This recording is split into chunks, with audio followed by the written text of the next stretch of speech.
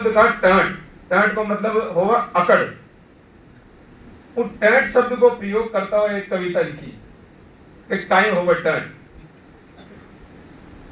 राजपाट चल गया पर टर्ट नगी, राजपाट चल गया पर टर्ट नगी, या टर्ट छही ऐसी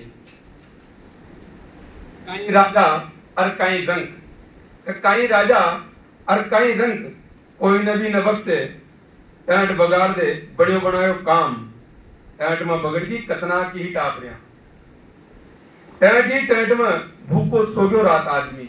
ये महिला शक्ति बहुत बढ़िया तरीका से जानती होगी कि टैंट ही टैंट में बगड़ गई कतना की ही टापरिया, टैंट ही टैंट में भूखो सो गयो रात आदमी, टैंट दखावा सू ऊंगड़ा हो गया घर बार, टैंट मुद्दका गणा देखे तारा जिशा, टैंट की जून भी मनक की जून के बराबर, कैसे टैंट में रबा में काई न तेरे हो, टैंट में रबा में काई न तेरे। बहुत बहुत धन्यवाद।